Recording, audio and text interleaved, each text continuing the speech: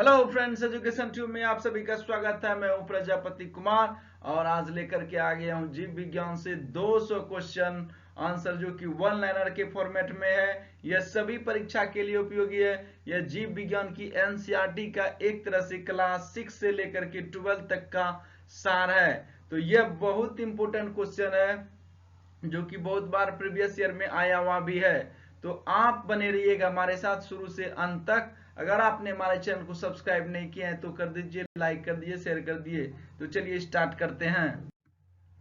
वर्गीकरण की सबसे छोटी इकाई यानी कि जाति स्पीसीज है।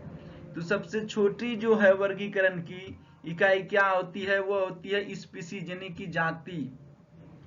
कवक की कोशिका भित्ति किसकी बनी होती है, तो कवक की कोशिका भित्ति जो है काइटिन की बनी होती है। यह क्वेश्चन बिहार दरोगा के प्रीवियस ईयर एग्जाम में आया हुआ भी है। कैरोलस लीनियस को वर्गीकी का पिता कहा जाता है। तो याद रखिएगा, कैरोलस लीनियस को किसका पिता कहा जाता है, तो वर्गीकी का पिता।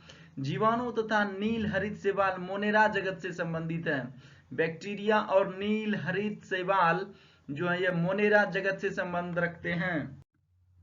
प्रोटिस्टा जगत के अंतर्गत एक कोशिकीय जीव आते हैं। तो प्रोटिस्टा जगत के अंतर्गत एक कोशिकीय जीव आते हैं, याद रखिएगा। एनिमेलिया जगत के अंतर्गत बहुकोशिकीय और यूकैरियोटिक जंतु आते हैं। तो एनिमेलिया जगत के अंतर्गत बहुकोशिकीय तथा यूकैरियोटिक जंतु आते हैं।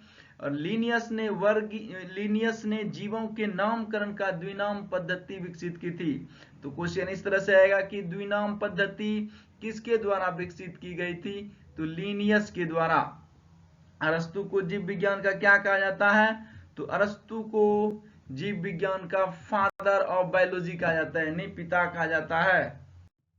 ब्रायोफाइटा क्या है, तो ब्रायोफाइटा ऐसा पादप है, यानी ऐसा पादप वर्ग उभयचर कहते हैं। ऐसा पौधा जो कि पानी में भी जिंदा रहता है और स्थल पे भी जिंदा रहता है। ऐसे पादप प्लांट को ब्रायोफाइटा यानी उभयचर प्लांट कहते हैं। पौधों में अर्धसूत्री विभाजन के लिए परागकोश सबसे उपयुक्त भाग होता है। तो सबसे उपयुक्त भाग क्या होता है, परागकोश। जीवाणु भोजी जीवाणु को संक्रमित करने वाला क्या होता है, तो वो विषाणु है। जीवाणु भोजी जीवाणु को संक्रमित करने वाला विषाणु। आलू एक प्रकार का क्या है, तो आलू एक कंद है। स्टार्च एक क्या है, तो स्टार्च एक पॉलीसेकेराइड है। हरित पादप प्रथम पोषक स्तर के अंतर्गत आते हैं। तो हरित पादप जो है यह देखा जाए तो फूड चेन में यानी खाद्य श्रृंखला में प्रथम स्तर पर ही आते हैं। अल्फाफा एक प्रकार की क्या है, तो अल्फाफा एक प्रकार की घास है। एम्बेलिका ओफिसिलोनिस क्या है, तो एम्बिल्का ओफिसिनोलिस जो है अफीम का वास्तविक नाम है। तो अफीम का वास्तविक नाम इस तरह से क्वेश्चन आएगा, तो एम्बिल्का ओफिसिनोलिस। जिम्नोस्पर्म वर्ग के पौधे क्या होते हैं, तो नग्न बीजी होते हैं। जिम्नोस्पर्म वर्ग के पौधे नग्न बीजी होते हैं, अर्थात इनके बीज जो होते हैं फलों के अंदर नहीं होते। यहाँ पे नहीं होगा, नॉट होगा, यहाँ पे नहीं होते हैं। थैलोफाइटा वर्ग के अंतर्गत मुख्यतः जलीय पादप आते हैं। थैलोफाइटा मीन्स जलीय पादप, ब्रायोफाइटा मीन्स उभयचर पादप यानी कि जो पानी में और स्थल में दोनों में होता है। टेरिडोफाइटा वर्ग के अंतर्गत पौधे का शरीर जड़, तना तथा पत्ती में विभाजित होता है। टेरिडोफाइटा वर्ग के अंतर्गत क्या होता है, पौधों को डिवाइड करते हैं, पौधों का शरीर जड़, तना, पत्ती में। आर्थ्रोपोडा जो है वो संघ जंतु का सबसे बड़ा संघ है। तो आर्थ्रोपोडा संघ जंतु का सबसे बड़ा संघ है। पोरीफेरा संघ के जीवों को सामान्यतः क्या कहा जाता है, तो सामान्यतः पोरीफेरा संघ के जंतुओं को जीवों को स्पंज के नाम से जाना जाता है। स्पंज के नाम से पोरीफेरा संघ के जीवों को जाना जाता है। सेलेंटेरेटा संघ के जंतु जो होते हैं क्या होते हैं, तो जलीय होते हैं, जिनका शरीर दो कोशिकाओं की परतों का बना होता है। सेलेंटेरेटा याद रखिएगा, जलीय जंतु होते हैं। मोलास्का वर्ग के जीवधारी क्या होते हैं, तो द्वीपा सर्वसम्मित होते हैं, द्वीपा सर्वसम्मित। और इकाइनोडर्मेटा जंतुओं में विशिष्ट जल संवहन नाल तंत्र पाया जाता है। इकाइनोडर्मेटा जंतुओं में विशिष्ट जल संवहन नाल तंत्र पाया जाता है। वर्टिब्रेटा कशेरुकी इसको बोलते हैं, सर्वाधिक विकसित जंतुओं का वर्ग है, सर्वाधिक विकसित जंतुओं का वर्ग है वर्टिब्रेटा यानी कशेरुकी।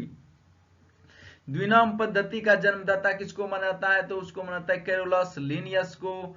साइनोबैक्टीरिया को प्रथम प्रकाश संश्लेषी जीव माना जाता है, याद रखिएगा प्रथम प्रकाश संश्लेषी जीव कौन है, साइनोबैक्टीरिया। वायरस न्यूक्लियो किससे बना होता है, तो प्रोटीन से बना होता है वायरस न्यूक्लियो।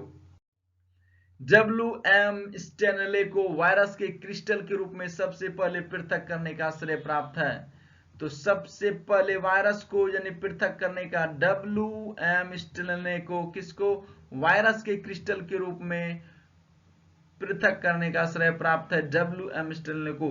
जंतु जिनसे परस्पर जनन होता है, यानी जंतु जिनमें परस्पर जनन होता है जातीय स्तर पर समान होता है, चपटे कृमि, सिलेंट्रेटा, पोरीफेरा एवं प्रोटोजोआ वर्ग के जंतुओं में देहगुहा नहीं पाई जाती है, याद रखिएगा चपटे कृमि, सिलेंट्रेटा, पोरीफेरा, प्रोटोजोआ वर्ग के जंतुओं में देहगुहा नहीं पाई जाती। वास्तविक देहगुहा का निर्माण भ्रूणीय परिवर्धन के मेसोडर्म अवस्था में होता है, यानी से होता है। काइटिन युक्त बाह्यकंकाल कीटों में पाया जाता है, काइटिन से युक्त जो होता है बाह्यकंकाल किसमें पाया जाता है, कीटों में पाया जाता है। सिस्टेमा नेचुरी नामक पुस्तक के लेखक कौन है, तो कैरस लिनियस है सिस्टेमा नेचुरी।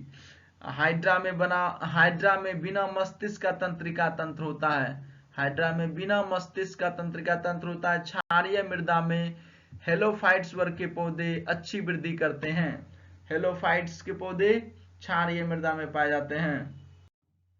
सर्वप्रथम जेसी बॉस ने बताया कि पेड़ पौधों में जीवन है, जेसी बॉस मतलब जगदीश चंद्र बसु वैज्ञानिक है, या जो है भारतीय मूल के, आप लोगों को पता होगा। चमगादड़ उड़ने वाला क्या है, तो चमगादड़ उड़ने वाला स्तनपायी है। व्हेल सबसे बड़ा स्तनपायी है। दलहन में नाइट्रोजन स्थिरीकरण की क्षमता होता है। उत्सर्जी तंत्र का गुण पादपों में नहीं पाया जाता है। थैलोफाइटा का पादप वर्ग का उभयचर कहा जाता है, यानी जो कि स्थल में होगा और जल में भी उगेगा। हाइड्रा में रुधिर नहीं होता फिर भी वह श्वसन करता है। अर्थोपोडा में काइटिन युक्त उपचर्म का बना बाह्यकंकाल पाया जाता है।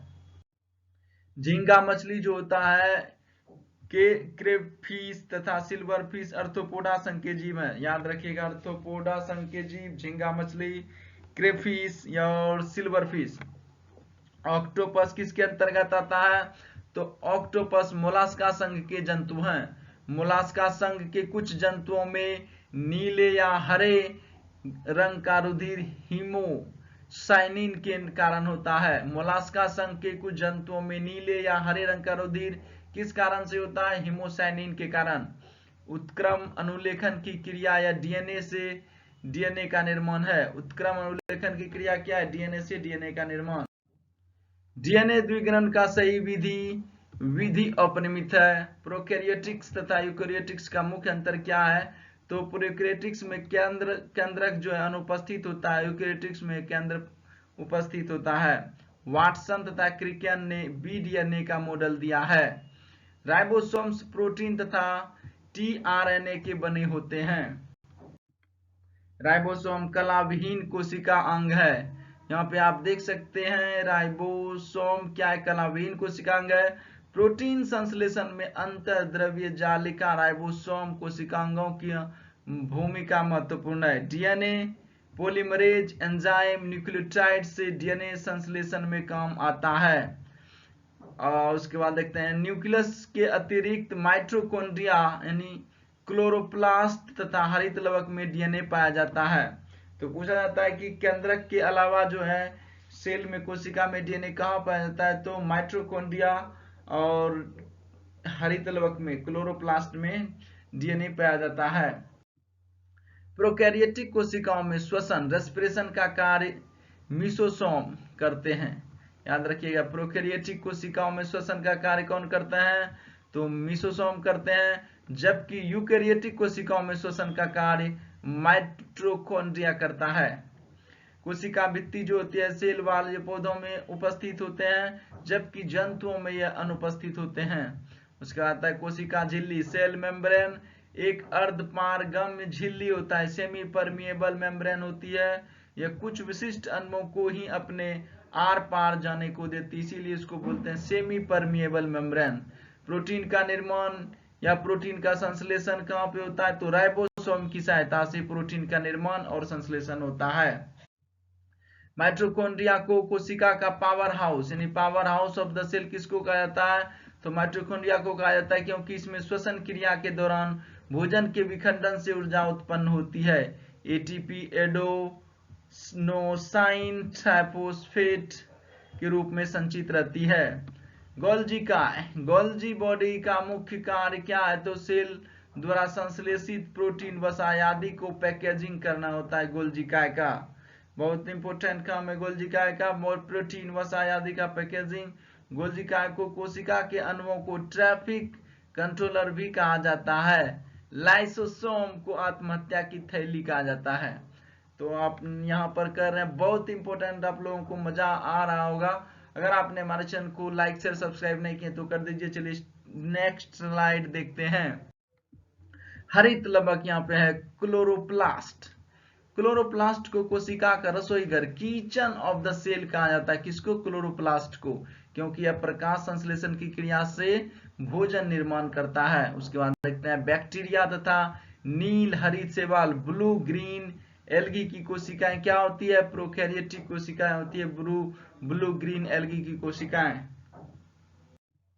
अर्धसूत्री विभाजन के प्रोफेज 1 की पैकेटीन अवस्था में क्रॉसिंग ओवर की प्रक्रिया होती है। क्रॉसिंग ओवर की प्रक्रिया कब होती है? अर्धसूत्री विभाजन की प्रोफेज की पैक्टिन। इस प्रक्रिया में माता और पिता दोनों की ओर से समजात गुणसूत्र होमोलोगस क्रोमोसोम के क्रोमेटिड एक दूसरे को तथा एक या ज्यादा स्थान पर क्रॉस करते हैं, जिसके द्वारा क्रॉस के स्थान पर एक क्रोमेटिड का टूटा भाग दूसरे क्रोमेटिड के साथ जुड़ जाता है। यही प्रक्रिया क्रॉसिंग ओवर कहलाती है, जिसके द्वारा जीनों में पुनर्संयोजन होता है और संतान में नए गुण उत्पन्न होते हैं। इसको कहते हैं क्रॉस ओवर प्रजनन। समसूत्री विभाजन में संतति कोशिका में गुणसूत्रों की संख्या पैतृक कोशिकाओं के समान होती है। तो समसूत्री विभाजन में क्या होता है? संतति कोशिकाओं में गुणसूत्रों की संख्या पैतृक कोशिकाओं के समान रहती है। अर्धसूत्री विभाजन मिसोसिस में संतति कोशिकाओं में गुणसूत्रों की संख्या जो होता है पैतृक कोशिकाओं से आधी रह जाती है। और नियंत्रित समसूत्री विभाजन अनकंट्रोल्ड मिटोसिस से कैंसर हो जाता है। समसूत्री विभाजन वृद्धि मरम्मत आदि के लिए आवश्यक होता है। आरएनए में थाइमिन के स्थान पर यूरेसिल नामक पिरिमिडीन क्षार पाया जाता है। थाइमिन के स्थान पर क्या पाया जाता है? यूरेसिल नामक पिरिमिडीन क्षार। बुढ़ापे के लिए एजिंग जीन जिम्मेदार होते हैं। कुछ जीवाणुओं जैसे राइजोबियम के अंदर नीफ जीन होता है, जिसकी सहायता से ये जीवाणु नाइट्रोजन का स्थिरीकरण नाइट्रोजन फिक्सेशन करने में सक्षम होते हैं। लंबी हड्डियों के सिरे पर लचीली संधाई गद्दियां उपास्थि की बनी होती है। रेखित एवं ऐच्छिक पेशियां पादों में पाई जाती है, यानी पादपों में पाई जाती है। रेखित एवं ऐच्छिक पेशियां तंत्रिका कोशिकाएं एक्टोडर्म की भ्रूणीय स्तर से बनती है। मास्ट कोशिकाएं सीरोटिनिन हैपिटिनिन तथा स्ट्रीमीन का स्रावन करती है। तो कौन सी कोशिका? मास्ट कोशिकाएं तंत्रिका उत्तक उत्तेजनशीलता का कार्य करती है। तंत्रिका उत्तक उत्तेजनशीलता का कार्य करती है। तंत्रिका उत्तक। स्तनियों में कुरफर कोशिकाएं यकृत में पाई जाती है। स्तनियों में कहां पाई जाती है? कुरफर कोशिका यकृत में। शरीर में उत्तकों का निर्माण प्रोटीन से होता है। तंत्रिका तंतु संयोजी उत्तक के घटक नहीं होते हैं। रेखित पेशी में मायोसिन एवं एक्टिन प्रमुख प्रोटीन होते हैं। माइटोकॉन्ड्रिया की उपस्थिति में शरीर में कुछ ऊतक जैसे कि पेशियां अन्य ऊतकों से अधिक सक्रिय होते हैं। रुधिर एक प्रकार का क्या है, तो ऊतक है, यानी कनेक्टिव टिश्यू है, संयोजी ऊतक है रुधिर एक प्रकार का। ऊतक शब्द का प्रयोग सर्वप्रथम विसेंट ने किया था। किसने किया था? VICHET, विसेंट। रुधिर एवं कोशिकाओं के बीच रासायनिक आदान प्रदान ऊतक द्रव के माध्यम से होता है। तो रुधिर एवं कोशिकाओं के बीच रासायनिक आदान प्रदान किसके द्वारा होता है? ऊतक द्रव के माध्यम से। ठोस अंतरंगों जैसे जिह्वा, किडनी, यकृत, तिल्ली आदि पर इपिथीलियम ऊतक का रक्षात्मक आवरण होता है। त्वचा पर चोट लगने के बाद इसका पुनर्भेदन घनाकार उपकला के द्वारा होता है। एंडोथेलियम हल्की कोशिकाओं की बनी होती है। तो किसकी बनी होती है एंडोथेलियम? हल्की कोशिकाओं की। हल्की ना बोले तो यहाँ पे बोले सल्की कोशिकाओं की। एंडोथेलियम किसकी बनी होती है? सल्की कोशिकाओं की बनी होती है।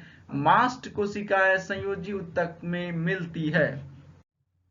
स्नायु एवं कंडराएं संयोजी ऊतक है। स्नायु एवं कंडराएं क्या है? संयोजी ऊतक है। कंकाल मेसोडर्मी होता है। त्वचा को जैक ऑफ ऑल ट्रेड्स भी कहते हैं। काली त्वचा पर सूर्य की पराबैंगनी किरणों का कम प्रभाव पड़ता है। मस्तिष्क, मेरुरज्जु और तंत्रिकाएं सभी तंत्रिका ऊतकों की बनी होती है। हृदय पेशियां केवल हृदय भित्ति हार्ट वाल में पाई जाती है। हृदय पेशी में अत्यधिक मात्रा में माइटोकॉन्ड्रिया पाया जाता है। हृदय की पेशियों के संकुचन नियंत्रण तंत्रिका तंत्र का नियंत्रण में न होकर स्वयं पेशियों के नियंत्रण में होता है। पेशियों में लैक्टिक अम्ल की अधिक मात्रा में जमा होने से थकावट का अनुभव होता है। पेशियां मानव शरीर का औसतन 40% से 50% भाग बनाती है। पेशी तंतु के आवरण को सार्कोलेमा एवं इसमें पाए जाने वाले द्रव को सार्कोप्लाज्मा कहा जाता है। कंडरा पेशी को हड्डी से जोड़ती है। कंडरा पेशी को हड्डी से जोड़ती है। औतिकी हिस्टोलॉजी ऊतकों के अध्ययन को कहा जाता है। हिस्टोलॉजी ऊतकों के अध्ययन को कहा जाता है। अंतर्वर्तीय उपकला ऊतक मूत्राशय मूत्रवाहिनियों के भीतरी दीवार का निर्माण करते हैं। शरीर के विभिन्न क्रियाओं का नियंत्रण तथा नियमन तंत्रिका नर्वस सिस्टम के द्वारा द्रुत गति से होता है। मनुष्य की आंख में किसी वस्तु का प्रतिबिंब दृष्टिपटल रेटिना पर बनता है। मनुष्य के आहार नाल में 2 अवशोषी अंग इसकी सीकम वर्मीफॉर्म अपेंडिक्स है। कार्बन मोनोऑक्साइड विषाक्तता रक्त की ऑक्सीजन के वहां क्षमता को प्रभावित करती है। कार्बन मोनोऑक्साइड जो है हमारे शरीर में सांस के थ्रू प्रवेश करता है और वो हमारे ब्लड में घुल जाता है और ऑक्सीजन को प्रभावित होने से वो रोकता है। मुख गुहा को एंजाइम टाइलिन एमाइलेज स्ट्रेच को माल्टोज में बदलता है। डायलिसिस जो है किडनी से संबंधित है। अग्नाशय अंत तथा बाह्य स्त्रावी ग्रंथि है। वसा का पाचन अमाशय से प्रारंभ होता है। कार्बोहाइड्रेट्स का पाचन मुख गुहा से प्रारंभ हो जाता है। अमाशय में कार्बोहाइड्रेट्स का पाचन नहीं होता है। कार्बोहाइड्रेट्स का पाचन कहां से शुरू होता है? मुख के गुहा से प्रारंभ हो जाता है और वसा का पाचन अमाशय से प्रारंभ होता है। वहां पे कार्बोहाइड्रेट्स का पाचन नहीं होता है अमाशय में। नेत्र दान में क्या दान किया जाता है? तो कॉर्निया को दान किया जाता है। गृहिणी तथा छोटी आंत में क्षारीय माध्यम में कार्बोहाइड्रेट्स का पाचन होता है। प्रोटीन का पाचन अमाशय से होता है। पेप्सिन क्या है? एक प्रकार का एंजाइम है। हिपेटिन नामक प्रोटीन का निर्माण कहां पे होता है? तो यकृत में। विटामिन ए डी यकृत में संचित रहता है। रक्त का थक्का जमने के लिए आवश्यक विटामिन नेफ्थोक्विनोन यानी विटामिन के है। अमाशय में ऑक्सीटिक कोशिकाओं में हाइड्रोक्लोरिक अम्ल का स्राव होता है। पाचन तंत्र के पित्त में कोलेस्ट्रॉल पाया जाता है। अमाशय की दीवारों का पेशीय संकुचन पेरिस्टालिसिस कहलाता है। भूख तथा तृप्ति हाइपोथैलेमस द्वारा नियंत्रित होता है। स्वस्थ मनुष्य में लगभग 5 से 2.0 लीटर आंतरिक रस का स्राव होता है। अग्नाशय द्वारा ट्रिप्सनोजन एंजाइम का स्रावन होता है। इंसुलिन के अधिक स्रावन होने से हाइपोग्लाइसीमिया नामक रोग हो जाता है। जठर रस यानी अमाशय पाइलोरिक ग्रंथियों से स्रावित होता है। वसीय अम्ल तथा ग्लिसरॉल का अवशोषण लसिका कोशिका द्वारा होता है। एंड्रोगेस्ट्रॉन अमाशयी स्त्रावन का अवरोधन करने वाला पदार्थ है। लार का स्त्राव तंत्रिकीय नियंत्रण में होता है। जठरीय एवं अग्नाशय स्त्राव रासायनिक एवं तंत्रिकीय उद्दीपन के द्वारा होता है। हृदय गति को नियंत्रित करने में CO2 रासायनिक पदार्थ की भूमिका होती है। रुधिर को वाहिनियों में जमने से हेपरिन रोकता है। और मानव शरीर में सबसे मजबूत पेशियां जबड़े की होती है। अकशेरुकी जंतुओं में खुला परिसंचरण तंत्र पाया जाता है। हृदय की धड़कन हार्ट बीट संकुचन एवं शिथिलन है। मस्तिष्क क्या है? तो मस्तिष्क जो है एक्टोडर्मी होता है। आरबीसी की संख्या हीमोसाइटोमीटर यंत्र से मापी जाती है, यानी ज्ञात की जाती है आरबीसी की संख्या। ल्यूटिनाइजिंग हार्मोन अंडोत्सर्ग के लिए उत्तरदायी है। और हृदय को रक्त पहुंचाने का कार्य कोरोनरी धमनी करता है। हृदय धड़कन के नियंत्रण में थायरॉक्सिन एवं एड्रेनल हार्मोन मुख्य भूमिका होता है। श्वसन केंद्र मेडुला में स्थित होता है। लसिका घाव भरने में सहायता करती है। हृदय के विद्युत रासायनिक आवेग को इलेक्ट्रोकार्डियोग्राम द्वारा मापा जाता है। हृदय के विद्युत रासायनिक आवेग को। रक्तदाब जो है स्फिग्मोमेनोमीटर नामक उपकरण से मापा जाता है। दाद रोग ट्राइकोफाइटिन नामक कवक के कारण फैलता है। मायोपिया नेत्र का दोष है। फीता कृमि का संक्रमण सुअर का अधपका मांस खाने से होता है। गठिया रोग जोड़ों में यूरिक अम्ल के जमाव से होता है। बीसीजी का आविष्कार यूरिन कालमेंट ने किया था। हाथी पांव का कारक वोचेरिया ब्रैकोफाइटाई है। डेंगू ज्वर एडिज इजिप्टी नामक मच्छर से फैलता है। पोलियो का विषाणु मेरुरज्जु के पृष्ठ श्रृंगों के उत्तक को नष्ट करता है। यहाँ पर देख रहे हैं आप, हेपेटाइटिस के लिए गामा ग्लोबुलिन नामक इंजेक्शन लगाया जाता है हेपेटाइटिस के लिए। और पोलियो को विषाणु मेरुरज्जु के पृष्ठ श्रृंगों के उत्तक को नष्ट करता है। डायरिया पाचन तंत्र को प्रभावित करने वाला प्रोटोजोआ जन्य रोग है। स्लीपिंग सिकनेस सीसी मक्खी द्वारा फैलाता है। प्लाज्मोडियम फाल्सिपेरम मलेरिया परजीवी से होता है। मलेरिया परजीवी की खोज जो है ए लेवेरॉन ने किया था। फाइलेरिया में मनुष्य की लसिका ग्रंथि प्रभावित होती है। कुनैन नामक मलेरिया की दवा सिनकोना के पौधे से प्राप्त होती है। भारत में हेपेटाइटिस बी रोगियों की संख्या जो है सबसे अधिक है। तो भारत में बी हेपेटाइटिस रोगियों की संख्या सबसे अधिक पाई जाती है। और एस्पिरिन तथा पेंटाजोसिन नामक औषधियां विलो के पौधे से प्राप्त की जाती है। निविलो कैंसर उपचार के लिए कोबाल्ट 60 रेडियोधर्मी तत्व का बहुतायत प्रयोग किया जाता है। कैंसर उपचार में कोबाल्ट 60 का प्रयोग होता है। कैंसर कोशिकाएं उत्पन्न करने के लिए ओकोजिन्स जिम्मेदार माना जाता है। ओंकोजिन्स, तो कैंसर कोशिका उत्पन्न करने के लिए ओकोजिन्स माना जाता है। और कैंसर के अध्ययन को ओंकोलॉजी कहलाता है। ओंकोलॉजी कैंसर के अध्ययन। रक्त कैंसर को ल्यूकीमिया कहा जाता है। इंसुलिन का स्त्रावन अग्नाशय ग्रंथि से होता है।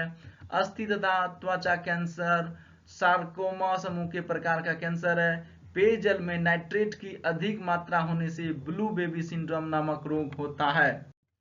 कुनैन दवा जो है सिनकोना नामक वृक्ष की छाल से प्राप्त की जाती है।